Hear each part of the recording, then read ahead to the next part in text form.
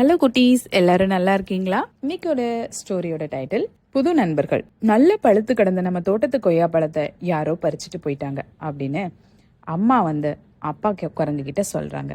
இதை கேட்ட குமார் குரங்குக்கு பயங்கர ஷாக்கிங்கா இருந்துச்சு. ஓடி போய் தோட்டத்துல பார்த்தது. ஐயோயோ, அந்த பெரிய கொய்யா பழத்தை காணுமே, யார் எடுத்துட்டு போனாங்கன்னே தெரியல அப்படின்னு சொல்லி ரொம்ப கவலையா இருந்தது. அம்மா அப்பா கிட்ட சொல்றாங்க, 2 நாளுக்கு முன்னாடி நம்ம தோட்டத்துல பூத்திருந்த ரோஜா பூவையும் காணும் அப்படின்னு சொல்றாங்க. இந்த குட்டி குரங்கு இவங்க குடும்பத்தோட இதுக்கு முன்னாடி வேற காட்டுல இருந்தாங்க. அங்க காட்டு தீ பத்திக்கிட்டதுனால அந்த இடத்துல இருந்து இன்னொரு இடத்துல வாழ்ந்துட்டு இருக்காங்க இப்போ. ஆனா அங்க இருக்கும்போது அதுக்கு நிறைய ஃப்ரெண்ட்ஸ் இருந்தாங்க. பட் இந்த இடத்துல இதுக்கு ஃப்ரெண்ட்ஸே இல்லை. ரொம்ப தனிமையா ஃபீல் பண்ணுச்சு. ஸோ அவங்க அப்பா அம்மா ஒரு தோட்டம் அமைச்சு கொடுக்கலாம், ஏன்னா அதுக்கு பூச்செடி பழ மரங்கள் இதெல்லாம் ரொம்ப பிடிக்கும். யூஸ்வலாக அங்கே இருக்கும்போது அதோட நண்பர்கள் கூட சேர்ந்து அது மரத்து மேலே ஏறி விளையாடும், கொடியெல்லாம் பிடிச்சி ஊஞ்சல் ஆடி விளையாடும். அதே மாதிரி நம்மளும் இங்கே ஒன்று அவனுக்கு ரெடி பண்ணி கொடுக்கலாம் அப்படின்னு சொல்லி ரெடி பண்ணது தான் அந்த தோட்டம். இப்போ அந்த தோட்டத்தில் இருந்த பழங்கள்லாம் காணாமல் போயிருக்கு, பூக்கள்லாம் காணாமல் போகுது. இவங்க நிறைய செடி வச்சுருக்காங்க. என்ன மாதிரி செடிகள்லாம் வச்சுருக்காங்க? கொய்யா, சப்போட்டா, அப்புறம் நிறைய குட்டி குட்டி மர கன்றுகள், பூச்செடிகள், அப்புறம் கேரட், முள்ளங்கி அப்படின்னு நிறைய கிழங்கு வகைகளும் வச்சிருக்காங்க. இதுக்கெல்லாம் தண்ணீர் ஊத்துறதுதான் நம்ம குமாரோட மெயினான வேலை. பக்கத்துல ஒரு அழகான நீரோடை போகுது. அங்க இருந்து தண்ணி எடுத்துட்டு இந்த செடிகளுக்கு ஊத்துவாங்க. மற்றவங்க யாருமே இந்த செடிகளை டிஸ்டர்ப் பண்ணாம இருக்க அதுக்கு ஒரு வேலி, மூங்கில் மரத்தை வச்சு ஒரு வேலியெல்லாம் போட்டு சூப்பரா பாதுகாத்துட்டு வந்தாங்க. ஆனா இதையும் தாண்டி யாரோ நம்மளோட கொய்யா பழத்தையும் ரோஜா பூவையும் பறிச்சுட்டு போயிருக்காங்களே அப்படின்னு குமாருக்கு ஒரு வருத்தம் இருந்தது. ஆனா குமார் அதெல்லாம் யோசிச்சுட்டு ஒரு ஐடியா பண்ணி அவங்க அப்பா கிட்ட போய், அப்பா நம்ம ஒரு போர்டு எழுதி வச்சிடலாமா? அந்த போர்டில் உங்களுக்கு எங்க தோட்டத்துல இருந்து ஏதாவது தேவைப்பட்டா எங்களை அணுகவும் அப்படின்னு எழுதி வைக்கலாம் அப்படின்னு சொல்லுச்சு.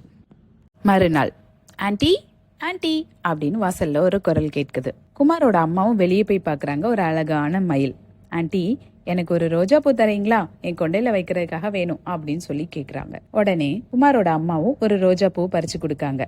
அந்த மயிலோட பேரு மயூரா. அடுத்த நாளும் பூ கேக்குது அந்த மயில். அன்னையில இருந்து நம்ம குமாரும் அந்த மயூராவும் ஃப்ரெண்ட்ஸ் ஆகி விளையாட தொடங்குறாங்க. அதுக்கு அடுத்த நாள் கொஞ்சம் தூரத்துல இருந்து ஒரு முயல் ஒண்ணு எனக்கு கொஞ்சம் கேரட் தாங்க அப்படின்னு கேக்குது. உடனே குமாரும் சந்தோஷமா கேரட் எடுத்து கொடுக்கறாரு. அந்த முயலும் இவனுக்கு இப்ப ஃப்ரெண்ட் ஆயிடுச்சு.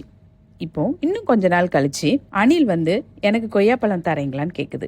அதுக்கடுத்து இன்னும் கொஞ்ச நாள் கழிச்சு கிளி எனக்கு சப்போட்டா பழம் தரீங்களா அப்படின்னு சொல்லி ஒவ்வொருத்தரா கேட்டு இவங்க கூட பயங்கர ஃப்ரெண்ட்ஸ் ஆயிடுறாங்க.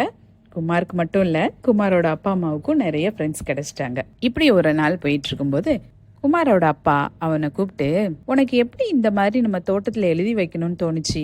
எப்படி கண்ணா உனக்கு இந்த யோசனை வந்துச்சு அப்படின்னு ரொம்ப ஆச்சரியமா கேட்டது குமாரோட அப்பா. நம்ம முன்னாடி இருந்த இடத்துல மரம் ஏற தெரியாத நிறைய நண்பர்கள் நம்ம கிட்ட அப்பப்போ வாழைப்பழம், மாதுளம்பழம் அப்படின்னு நிறைய வாங்கிட்டு போவாங்க. அதுக்கு பதிலா அவங்க தரையில இருக்கிற கிழங்கு, கடலை இந்த மாதிரி நிறைய நமக்கு திருப்பி செஞ்சு உதவி செஞ்சாங்க. அதெல்லாம் ஞாபகம் வந்துச்சு. அதனாலதான் இங்க இப்படி எழுதி வச்சா இங்கேயும் நமக்கு ஃப்ரெண்ட்ஸ் கிடைப்பாங்கன்னு எனக்கு தோணுச்சு அப்படின்னு இந்த குமார் குரங்கு சொல்லுச்சு. அது சரி, இப்படி ஒவ்வொருத்தருக்கா கொடுத்துட்டு இருந்தா நமக்கு என்னதான் கிடைக்கும் அப்படின்னு சொல்லி அவங்க அப்பா ரொம்ப சந்தேகமா கேட்டாங்க. அப்பா, நம்ம இன்னும் நிறைய மரம் செடிகளை நட்டு வைப்போம், எல்லாருக்கும் கொடுப்போம், நம்மளும் அதுல இருந்து எடுத்துப்போம் அப்படின்னு பயங்கர உற்சாகமா குமார் குரங்கு அவங்க அப்பா கிட்ட சொல்லுச்சு. இப்போ குமாரோட வீட்டுல மரங்களும் செடிகளும் மட்டும் அதிகமாகல, நண்பர்களும் அதிகமாயிட்டாங்க. இதுல இருந்து நமக்கு என்ன தெரியுது? Sharing is caring. நம்ம மற்றவங்களுக்கு உதவி பண்ணோம் அப்படின்னா கண்டிப்பா நம்மளுக்கு நிறைய ஃப்ரெண்ட்ஸ் தேடி வருவாங்க. ஃப்ரெண்ட்ஷிப்க்கு தான் ஏஜே கிடையாது. எந்த வயசுலயும் நமக்கு புது ஃப்ரெண்ட்ஸ் கிடைச்சிக்கிட்டே இருப்பாங்க, நம்மளோட கேரக்டரை பொறுத்து. Okay, make a lot of friendship. Thank you, bye bye.